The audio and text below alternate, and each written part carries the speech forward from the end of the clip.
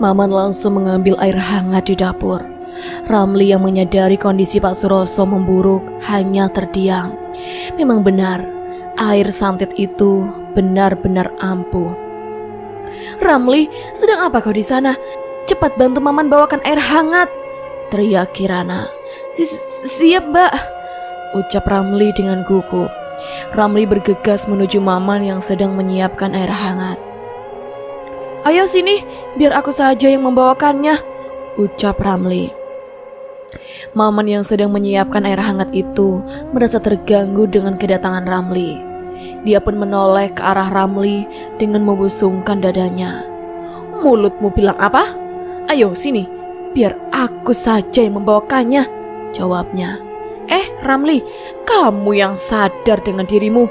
Pembunuh tidak bisa pura-pura menjadi orang baik.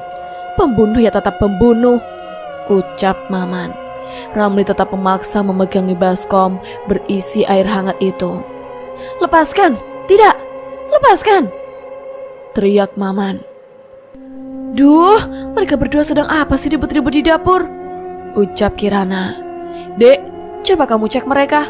Sepertinya mereka memang tidak akrab jika dipertemukan. Cepat ambil air hangatnya," ucap Sabto. "Jeh, Mas." Kirana pun menuju dapur untuk menghentikan pertikaian antara keduanya. Man, apa yang membuatmu benci kepada semua perilakuku? Apa?" tanya Ramli. "Kamu tahu ular?" "Tahu?" tanya Maman. Ramli hanya terdiam ketika Maman memberikan perumpamaan tentang dirinya. "Ular tidak akan sadar jika dirinya memiliki racun bisa yang mematikan," ucap Maman. "Terus apa masalahnya padaku?" tanya Ramli. "Masalahnya hanya satu. Kamu tidak mengerti jika dirimu itu sudah menjadi pembunuh, namun kamu menolaknya dalam perasaanmu sendiri," ucap Maman.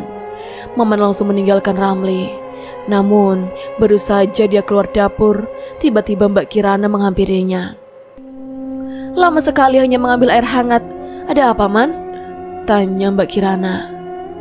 Mbak, Ramli memaksa untuk mengambil bagian saya. Dia tidak menerima kalau saya yang mengantarkannya," ucap Maman. "Memang iya?" tanya Kirana.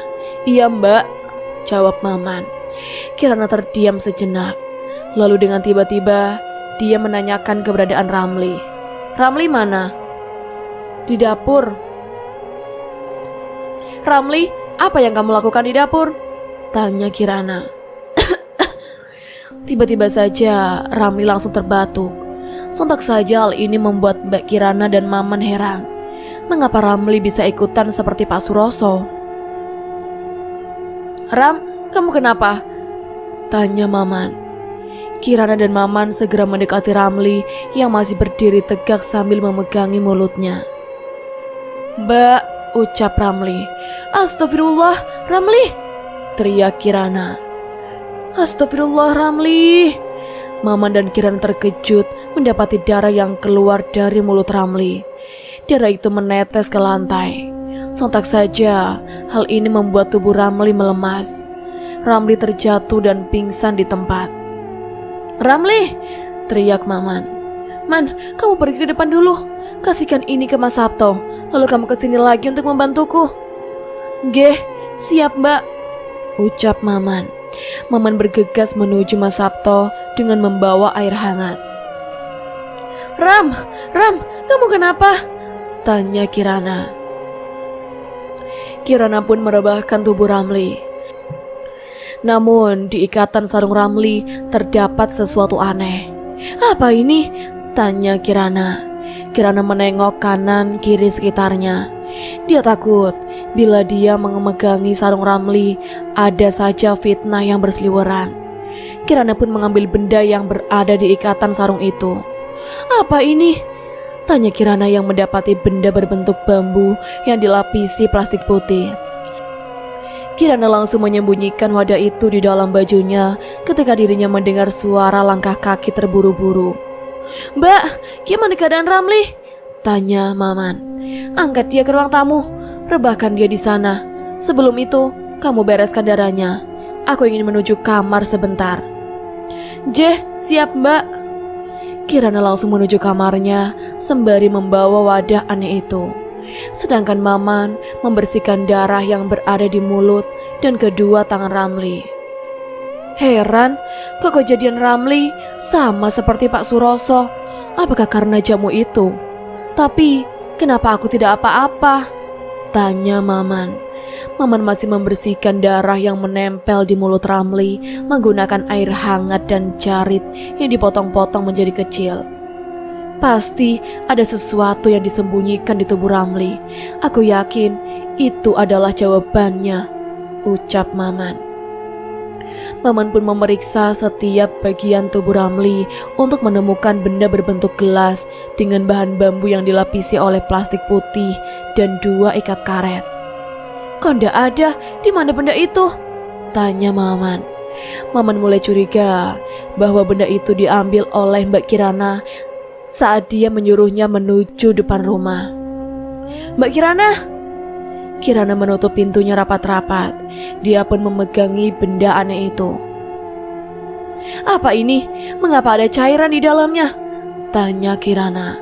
Teringat akan cerita ketika bapaknya ingin menikahi ibunya. Katanya santet itu menyelinap lewat makanan yang ditetesi oleh air yang telah dulu diberikan mantra aneh agar orang yang meminumnya dan memakan makanan itu akan mengalami sakit parah.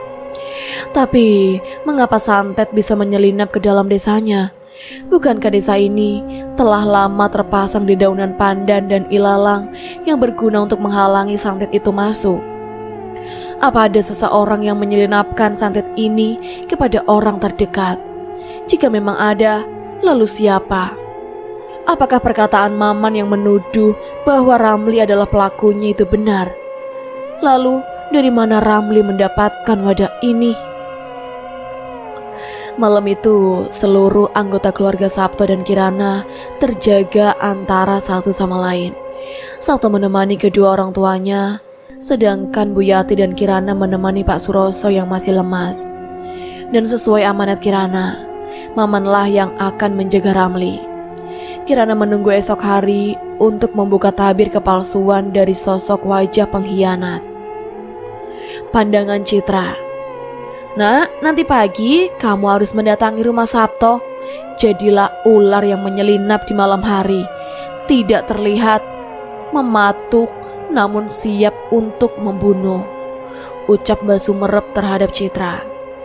Mbah, bawa obat ini untuk Ramli, ucap Mbah Sumerep sambil menyerahkan lipatan sesuatu yang tersimpan di dalam kertas koran. Siap, Mbah. Seluruh anggota keluarga hadir. Di sana terdapat Sabto, Ramli, Maman, Bu Yati dan Kirana. Sekarang jujurlah padaku tentang satu hal, bahwa kalian berdua adalah tangan kanan kami, ucap Kirana terhadap Maman dan Ramli. Ramli masih memegangi perutnya. Sedangkan Maman, dia tampak santai karena dia tahu lebih dalam mengenai kasus ini. Dia telah mengira bahwa wadah itu telah dipegang oleh Mbak Kirana sendiri. Ramli, aku menemukan wadah ini di bagian pinggangmu. Sekarang jujurlah padaku, siapa yang memberikan ini padamu? Ramli terperanjat melihat wadah itu berada di tangan Kirana. Akhir hayatnya sebentar lagi akan segera menemuinya. Ramli, kau diam. Anu mbak, anu apa? Wadah itu diberikan oleh dari... Ramli menatap wajah Maman yang sedari tadi tersenyum bahagia karena kedoknya telah kebuka. Begitu juga dengan Sabto. Wajahnya sudah geram dengan tingkah Ramli yang seperti munafik. Siapa? Tanya Kirana. Aku yang memberikan wadah itu. Semua mata terperanjat tak percaya ketika seorang wanita bertudung hitam dengan membawa kucing hitam memasuki rumah Kirana. Kamu? Ucap Sabto yang kaget melihat wajah wanita yang pernah dekat dengannya. Arina? Ucap Kirana. Bagaimana kabarmu, Nah? Senyum Citra Arinawati itu memecah suasana genting. Citra mendatangi rumah Kirana yang memang memiliki tujuan tertentu. Sabto yang memperhatikan raut wajah Citra menjadi terkejut. Mengapa dia hadir kembali ke dalam kehidupannya? Aku yang telah memberikan itu kepada tangan kananmu, Ramli, ucap Citra. Maman memperhatikan dengan seksama tubuh Citra itu. Sepertinya dia memang datang ke tempat ini untuk mengelabui masalah utama dan bertujuan untuk mencegah Ramli agar tidak dijadikan tersangka. Apa maksudnya? Tanya Kirana. Citra mendekati Kirana yang masih gugup saat bertemu kembali dengannya. Ini adalah hadiah pernikahan kalian berdua. Aku memberikan cairan gula Jawa yang aku olah sendiri untuk pemanis jamu yang akan diminum oleh keluargamu, ucapnya. Tapi, mengapa harus melalui Ramli? Tanya Kirana pada Citra. Kau tahu kan, aku pernah dekat dengan suamimu yang sekarang. Tampaknya, aku tak enak jika memberikan itu di hadapanmu, ucap Citra. Kirana masih kurang percaya dengan perkataan Citra. Jika kau berkenan, mengapa tidak kau buka isinya saja? Jika memang berisi air gula Jawa, itu artinya tidak ada hal yang patut dicurigakan, bukan? Jelas Citra dengan senyuman menohoknya. Kirana memandangi Sabto dan Maman yang tampak serius menghadapi penyelidikan ini. Berbeda dengan Ramli, dia tertunduk ketakutan sambil mengeluarkan banyak keringat dalam tubuhnya. Ramli takut jika yang dikeluarkan dari wadah itu adalah bukan air gula Jawa, melainkan air aneh yang berbentuk hitam yang pertama kali ia melihat. Kirana membuka wadah itu dengan kesal. Dia tahu bahwa Citra Arinawati adalah sahabat dekatnya. Namun, jika kedatangan dia hanya untuk memporak-porandakan keluarga serta kehidupannya, Kirana tidak akan segan untuk membunuh Citra. Kirana membuka karet penutup wadah itu. Dia pun menumpahkan air yang berada di dalam wadah itu dengan raut muka agak merah. Citra yang melihat ekspresi putus asa dari Kirana tampak tersenyum lebar. Dia berhasil membuat Kirana tak percaya diri. Air itu berwarna coklat dengan bau manis yang menyengat. Memang benar, wadah itu berisi air gula Jawa. Ramli yang melihat itu langsung melotot dan mulutnya menganga lebar. Dia tampak tak percaya mengapa airnya bisa berubah. Benar toh, apa aku bilang? Maman memandangi raut wajah Ramli. Kirana dan Sabto serta Buyati, dari keempat wajah ini, Maman bisa menyimpulkan satu hal. Ternyata hanya dia yang melihat air itu berwarna hitam, bukan berwarna seperti air gula Jawa. Mengapa ini bisa terjadi? Apakah ini bagian dari santet? Kamu percaya kan? Tanya Citra kepada Kirana. Arina, tangis Kirana sambil memeluk Citra. Sudah, tidak apa-apa kok. Ayo ke kamar, ucap Citra. Kirana pun mengangguk. Dia seperti telah terkena sihir agar menuruti semua apa yang diinginkan oleh Citra. Kirana, tunggu. Sabto bangkit dari duduknya. Dia tampak tak segan menghalangi siapapun untuk memasuki kamar pribadinya dengan Kirana. Citra, aku mohon padamu, tolong pergi dari sini, ucap Sabto. Dalam hati Citra, dia sangat menantikan hal ini. Kesempatan di mana dia akan dibela oleh Kirana. Mas, kenapa kamu gak ngertiin aku? Aku ingin menenangkan hati ini bersama Citra. Walau dia pernah dekat padamu, aku tak pernah membencinya, ucap Kirana.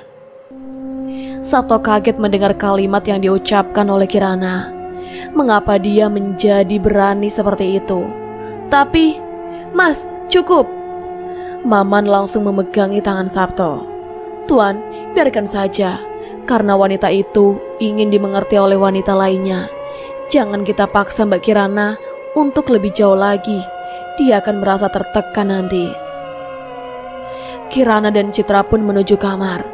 Tapi kenapa Buyati tak bisa berbuat apa-apa?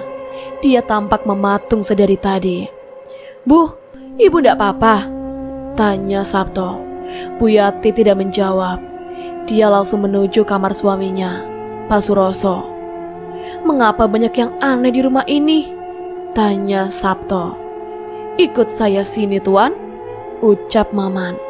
Ramli tahu bahwa Maman akan membahas tentangnya. Karena itu, dia sengaja tak mendengar sepatah kata pun yang diucapkan Maman terhadap Sabto. Maman mengajak Sabto menuju sawah belakang rumah Kirana. Ada apa, Man? Aku ingin bertanya kepada Mas Sabto mengenai air tadi, ucap Maman. Air yang ditumpahkan Kirana? Benar. Kenapa dengan air itu? Apa warnanya coklat? Salah, Mas. Hah? Aku tahu air itu berwarna coklat. Bukan coklat, tapi hitam, ucap Maman. Apa maksudmu? Aku curiga dengan temannya Mbak Kirana. Apakah dia bersekutu dengan dukun atau penyembah setan? Tampaknya hanya hati yang kurang tenang dan mudah terpengaruh olehnya. Namun, jika hati ini tenang, tak akan terpengaruh olehnya. Begitu juga dengan godaan iblis. Aku memang mengenal jauh tentang Citra, namun baru kali ini dia merasa aneh. Dia tidak aneh, dia masih seperti dulu. Namun pikirannya bukan seperti Citra yang Mas kenal. Dia telah melakukan transaksi jiwa. Transaksi jiwa? Iya, Mas. Apa itu? Tanya Sabto. Maman memandangi sekitaran tempat dia berdiri tegak. Dia berhenti sejenak sambil menghela napas. Sudah bertahun-tahun aku mengikuti ayahmu, Mas. Namun baru kali ini kejadian lama terulang kembali, ucap Maman. Apa itu? Orang yang melakukan transaksi jiwa adalah orang yang menggadaikan jiwanya terhadap iblis agar dia bisa melakukan apa saja. Desa ini bisa disebut desa anti santet karena pernah ada warganya melakukan transaksi jiwa pada iblis. Dia lakukan itu untuk mendapatkan orang yang dicintainya dan membunuh semua orang dengan santet. Ini cerita yang pernah Bapak ceritakan, kan? Tanya Sabto. Benar, namun Bapak tidak lengkap menceritakannya. Kau harus tahu siapa orang yang melakukan itu, tanya Maman. Siapa? Dia bernama Mbak Sumerep, dukun santet yang menyerang di malam satu suro. Untuk pertama kalinya, Maman memberitahu sosok di balik penyerang santet malam satu suro itu. Kebetulan, orang yang menjadi pusat penyerangan itu adalah keluarga Pak Suroso, ayah Kirana, ucap Maman. Jadi, Mbak Sumerep itu pernah menyerang Pak Suroso? Tanya Sabto. Satu keluarga hanya menyisakan Pak Suroso, yang lain menjadi batang atau bangkai atau meninggal dunia, ucap Maman. Sabto ingat akan santet itu. Ada 5 hal yang akan terjadi jika seseorang terkena santet malam satu suro. 1. Tangan dan kakinya seperti terikat oleh tali goib, tak bisa bergerak kemanapun. 2. Bentuk sosok itu seperti siluman monyet. 3. Berbadan besar tinggi. 4. Menyerang daleman atau organ dalam. 5. Darah si korban akan berceceran. 6. Korban akan mati. Sudah saatnya Maman dan Sabto kembali. Mereka berdua sadar di rumah masih ada Citra. Memang dia datang secara baik-baik, tapi kecurigaan itu pasti ada. Kamu itu cantik, Nak. Kamu bisa mendapatkan apa yang kamu harapkan, ucap Citra sambil menyisiri rambut Kirana yang berantakan. Kamu harus menjadi wanita idaman Mas Sabto. Aku yakin kamu bisa, tambahnya. Sembari menyisiri rambut Kirana, Citra memasuki satu persatu rambut Kirana yang rontok ke dalam tasnya.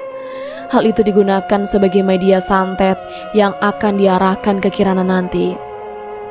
Aku tak habis pikir, kenapa Sabto yang menjadi jodohku, padahal dia juga pernah mencintaimu, ucap Kirana.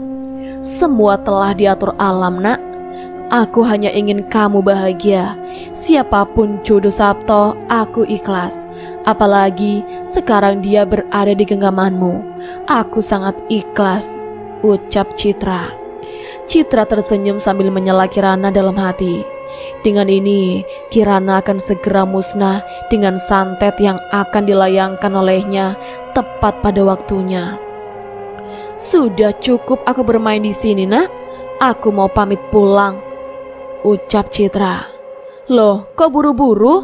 Tanya Citra. Aku ada urusan.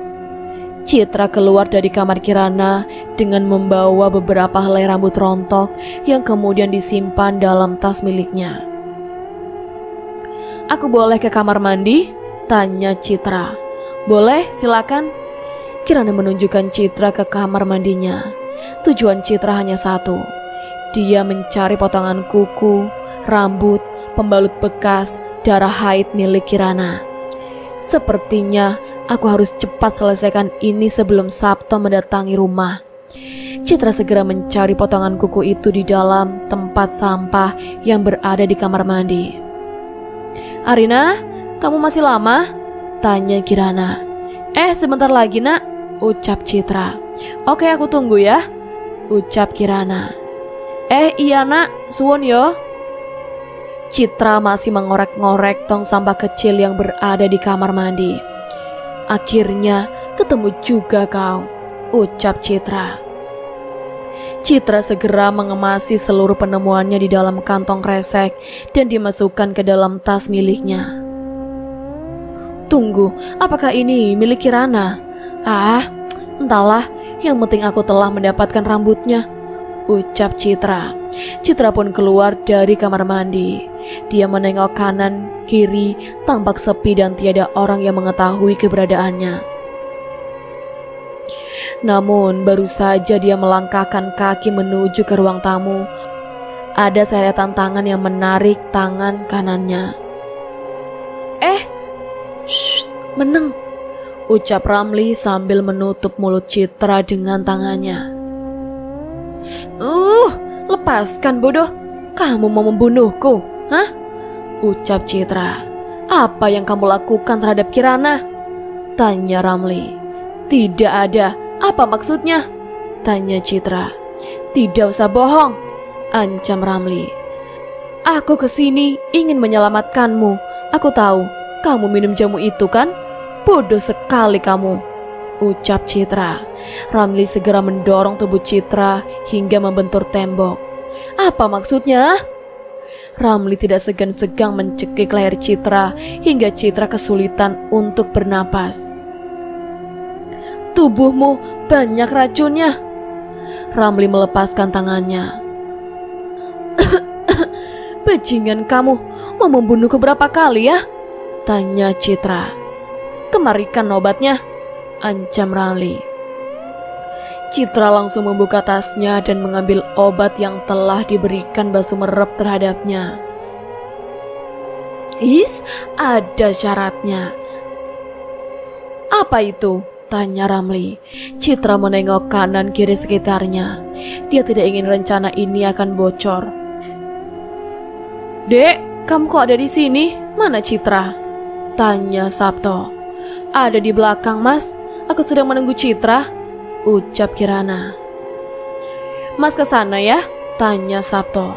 Nggak usah, Mas, dia sedang di kamar mandi, ucap Kirana. Oh ya sudah, Maman tahu ada yang tidak beres di belakang rumah.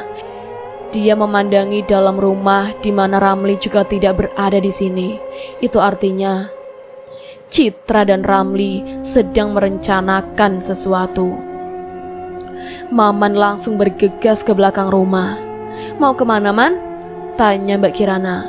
Dalam hati Maman, sial, mengapa Mbak Kirana mengetahui tujuanku untuk pergi ke belakang rumah? Mbak, aku kesini disuruh Mas Sabto untuk mengambil wedang, ucap Maman. Tapi kan ada Citra. Aku lewatnya muter kok, Mbak. Lagian, aku gak bermaksud mengintip atau melakukan hal-hal yang melecehkan, ucap Maman. Oh begitu, ya sudah, jawab Kirana. Akhirnya rencana Maman berhasil. Dia harus selangkah lebih maju dari Ramli dan Citra. Belakang rumah dekat kamar mandi. Aku tidak ingin kamu membocorkan rahasia ini.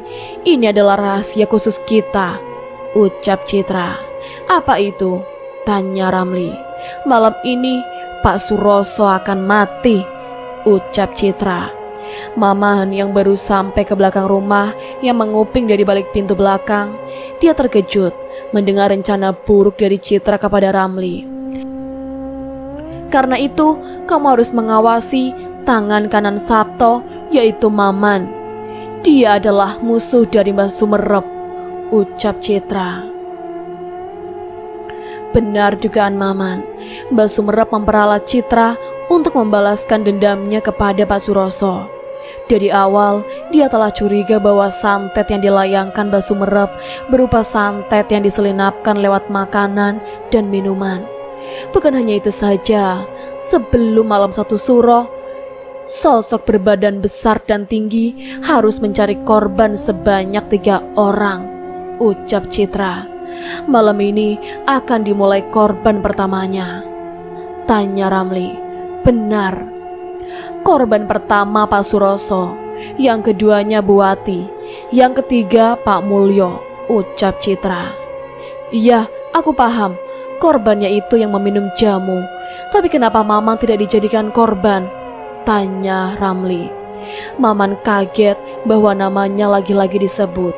Satu persatu sosok di balik dirinya akan diketahui oleh Ramli dan juga Citra. Aku tidak tahu, makanya waspada dengan Maman. Dirimu hampir mati di tangan Maman, ucap Citra. Maman segera beranjak pergi dari situ. Seluruh informasi mengenai santet itu telah dia dapatkan. Namun, ketika dirinya hendak pergi dari tempat itu, tubuhnya tanpa sengaja menyenggol kardus-kardus bekas yang berada di sebelahnya. Aduh, mati aku. Citra dan Ramli kaget mendengar suara berisik itu. Sepertinya ada orang yang sengaja menguping pembicaraannya.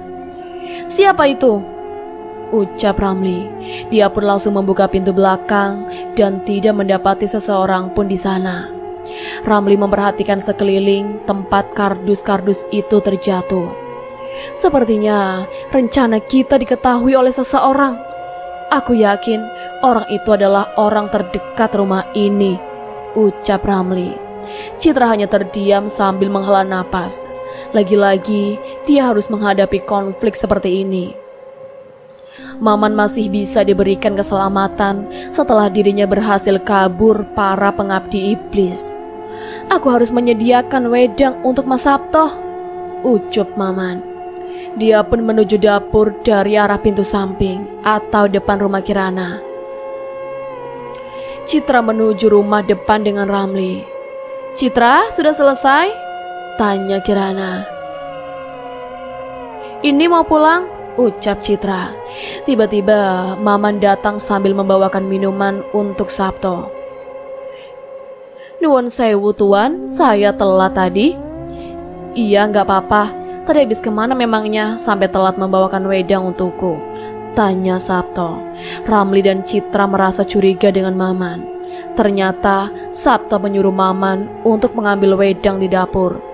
Namun, mengapa mereka berdua tidak bertemu Maman? Tadi saya sempat ke sawah, tuan. Jelas Maman. Sawah? Apa yang kau lakukan? Tanya Sabto. Maman mulai terpojokan. Dia tak bisa berkata apa-apa lagi. Saat ini yang ada di dalam pikirannya adalah bagaimana caranya supaya bisa lari dari pertanyaan Sabto dan tatapan Citra serta Ramli. Saya tadi habis membuang bekas makanan yang semalam tidak habis, sembari mencari bahan obat-obatan untuk Pak Suroso. Karena saya yakin sakitnya Pak Suroso itu karena ada yang menyantetnya, ucap Maman. Ramli dan Citra terkejut mendengar hal itu. Ternyata Maman pintar sekali memutar topik pembicaraan. Makanan apa yang kau buang, Man? Tanya Ramli. Maman mulai menatap sinis Ramli yang mempertanyakan pertanyaan yang tidak penting itu. Maman tahu tujuan Ramli menanyakan itu adalah untuk menggiring kembali ke topik pertama. Untuk apa kau tanyakan itu? Tanya Maman. Aku tidak mendapati satu makanan pun yang basi. Apakah kau sengaja mengelak pertanyaan Mas Sabto? Tanya Ramli. Apakah kau yakin tak ada makanan yang basi saat malam tadi? Siapakah yang membereskan semuanya kalau bukan aku? Mama tidak mau kalah. Kali ini dia selangkah lebih maju dari Ramli. Ramli menyadari bahwa dirinya tidak mengontrol makanan yang dihidangkan semalam tadi. Cukup, kalian itu kerjanya ribut terus, ucap Kirana. Citra masih menatap sinis. Maman yang sedari tadi tersenyum padanya. Nak, aku pulang ya, ucap Citra. Mau aku antar? Tanya Kirana. Tidak usah, aku ndak enakan, jawab Citra. Sabto masuk ke dalam rumah terlebih dahulu. Dia seperti tidak menginginkan kehadiran Citra di dalam kehidupannya. Terima kasih ya nak, kamu sudah menerimaku dengan baik, walaupun suamimu agak kurang menyukai kehadiranku, ucap Citra. Nggak usah dipikirkan, Mas Sabto mungkin agak lelah karena seharian menjaga kedua orang tuanya yang sakit, jawab Kirana. Oh, sakit? Sakit apa nak? Tanya Citra dengan memasang wajah pura-pura tidak tahu. Sepertinya sama seperti ayahku. Dia terserang santet kiriman. Jadi santet itu diselinapkan lewat jamu yang Ramli berikan. Tapi memang bukan Ramli pelakunya, ucap Kirana. Citra tersenyum lebar. Dalam hatinya dia berkata, bodoh kau Kirana. Kau tahu akulah pelaku di balik santet yang kau maksud. Ini adalah akibat dari perbuatanmu yang seenaknya merebut kekasih orang lain, ucap Citra dalam hati sambil tersenyum. Oh gitu, semoga cepat sembuh ya nak, iba Citra. Terima kasih ya Tra. Mereka berdua berpeluk mesra. Maman masih tersenyum sambil merencanakan sesuatu agar pembunuhan Pak Suroso di malam ini bisa digagalkan. Aku pamit ya, ucap Citra sambil melambaikan kedua tangannya ke arah Kirana. Sampai ketemu nanti, ucap Kirana. Kirana pun masuk ke dalam rumahnya untuk menyusul suaminya Sabto di kamar. Ramli masih memandangi wajah Maman. Apa kamu ah? Tanya Ramli. Lah, kamu kenapa toh? Tanya balik Maman. Ramli mendekati Maman dan membisikkan sesuatu padanya. Aku tahu kamu menguping percakapanku dengan Mbak Citra di belakang rumah kan? Tanya Ramli. Tubuh Maman bergetar hebat. Baru kali ini dia merasakan ketakutan yang luar biasa. Seluruh perkataanmu yang kau ucapkan di hadapan Mas Sabto semua tidak akan berguna, karena sebentar lagi kehancurannya akan segera datang. Cobalah untuk menghindari malapetaka sebelum tertiup sakitnya derita, ucap Ramli. Maman masih menggenggam kedua tangannya. Sekarang bergeraklah semampumu. Kau tidak akan bisa kabur kemanapun. Walaupun kau memberitahu terhadap Mas Sabto dan Mbak Kirana, mereka berdua tidak akan percaya, karena keduanya berpikir logis, jelas Ramli. Ramli pun masuk ke dalam rumah, menyisakan Maman yang berdiri di depan rumah sambil menatap langit. Benarkah aku akan kalah untuk kedua kalinya? Aku gagal menyelamatkan keluarga Pak Suroso di masa lalu. Aku juga gagal membunuh Sumerep, dan sekarang Ramli, dia mencoba mengancamku. Dunia memang penuh dengan orang-orang unik. Flashback tragedi terbunuhnya keluarga Pak Suroso di masa lalu. Pak, lebih baik Bapak kabur saja, ucap Maman. Man, bagaimana dengan Yati? Apakah dia juga akan selamat? Tanya Pak Suroso. Sementara ini dia selamat. Pak Mulyo juga sudah menyiapkan mobil untuk Bapak. Bagaimana dengan yang lain? Apakah kamu telah memeriksa kamar keluarga yang lain? Tanya Pak Suroso. Maaf Pak, semuanya telah mati. Apa? Santet itu menyerang organ dalam Pak. Tak ada satu tabib pun yang menyelamatkannya. Kamu tahu siapa pelakunya? Dia adalah Dia siapa, Man? Tanya Pak Suroso. Maman memandangi kamar Pak Suroso yang lantainya penuh darah. Malam itu purnama meredup, angin berhembus kencang dan bunga kantil bermekaran. Sumerep, mantan kekasih dari Bu Yati. Pak Suroso memukuli lantai berkali-kali. Dia ingat betul sosok Sumerep yang pernah mencintai Yati. Namun ditolaknya mentah-mentah karena Yati lebih memilih kepada dirinya. Kenapa harus berakhir seperti ini? Wes Pak, ayo kita lari dari tempat ini, ucap Maman. Ketika Maman dan Pak Suroso meninggalkan tempat itu, Maman melihat Ramli masih hidup dan meminta pertolongannya. Maman pun menuju ke arah Ramli. Ramli, kamu ndak apa-apa? Tanya Maman. Tolong aku, Man, ucap Ramli. Tinggalkan saja, Man. Kita tidak bisa menolong satupun dari mereka. Cepat kita tinggalkan tempat ini sebelum santet itu mendatangi kita lagi, ucap Pak Suroso. Tapi Pak, tanya Maman, tinggalkan atau menjadi bangkai atau mati? Maman menghela napasnya. Dia meletakkan kembali tangan Ramli yang penuh luka. Darahnya berceceran di lantai.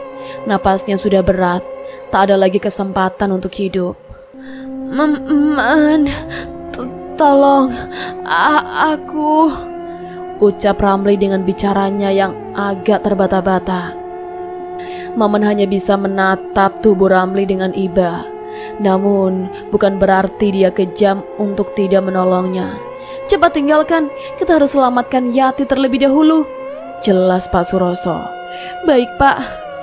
Mereka berdua pun meninggalkan Ramli yang sudah tak berdaya. Ramli merasa kecewa terhadap mereka berdua.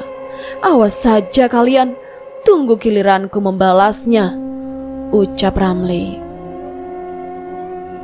Semua tampak tak berbekas. Satu keluarga itu dibantai habis-habisan tanpa sisa. Sebelum pembantaian itu berlangsung, seluruh keluarganya mengalami muntah darah, kecuali Pak Suroso, Bu Yati, Ramli, Pak Mulyo, dan Sabto, serta Maman. Bukan hanya itu, malam hari di mana para keluarganya sakit keras, banyak sekali suara-suara aneh yang memenuhi rumah. Saking bisingnya suara itu, mereka mengira para makhluk kiriman itu akan menyerang secara bersamaan. Namun ternyata hanya dua makhluk saja yang menyerang rumah Pak Suroso. Satu berwujud siluman kera dan satunya lagi berwujud sosok besar dan tinggi. Masing-masing mereka memiliki tugas masing-masing. Pak, Bapak meninggalkan Ramli. Apa sebaiknya kita selamatkan dia dahulu? Ucap Maman. Jangan diselamatkan. Ramli sudah terkena santet, badannya biru semua, ucap Pak Suroso. Tanpa sadar, tindakan Pak Suroso ini membuahkan dendam kesumat. Ramli sangat menaruh kuat dendam itu, dan dia harus berjuang dengan maut setelah seseorang yang diyakininya akan menjadi tokoh utama berlangsungnya santet malam satu suro itu telah menyelamatkannya. Ramli telah menggadaikan dirinya terhadap orang itu sejak lama. Sejak sebelum mengenal Citra dan Sabto. Ramli hanya tak percaya orang-orang yang dibencinya telah berkumpul dalam satu sangkar untuk dijadikan sebagai tebusan atas dosa-dosanya di masa lalu. Tepat di saat napasnya sudah sesak dan darahnya yang keluar tiada henti, orang itu menawarkan diri untuk bergabung kepadanya. Hingga nanti 25 tahun yang akan datang, mereka berdua akan membalaskan dendam kepada orang yang sama, yaitu Pak Suroso. Sedangkan penyelamat yang menyelamatkan Ramli adalah Mbah Sumerep. Lagi, dan lagi. Mbah Sumerep memang ingin membangun sekutu besar-besaran untuk melayangkan santet malam satu suro.